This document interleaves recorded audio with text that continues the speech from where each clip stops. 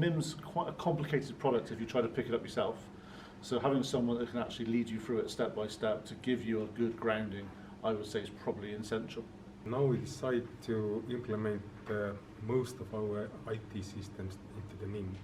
I think, but I can see it's also a difficult system to understand how it really works. I've used FIM before it became MIM, but it's just been a bit more of a sort of a grounding and understanding in some of the concepts which I didn't fully understand before. We recently introduced MIM as a means of connecting quite a few systems and need to have a certain knowledge about it to make sure that the system operates the way it should.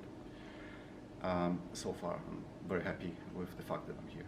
And now I've got a bit more of an understanding of how the synchronization rules work, what sorts of exceptions are thrown and how to sort out some of those errors. It means I'll be able to sort of more proactively keep things running and fix problems when they occur.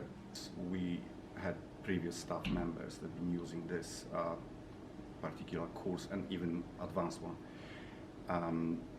And I've heard great things, and I think not only me, our managers as well. So And you can ask from Paul directly what you think or what you suggest or how you can implement this or that.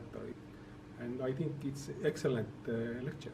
I am allergic to trainers that are boring. Paul is on the other side of the spectrum. He's very enthusiastic, funny, and yeah, keeps your focus on.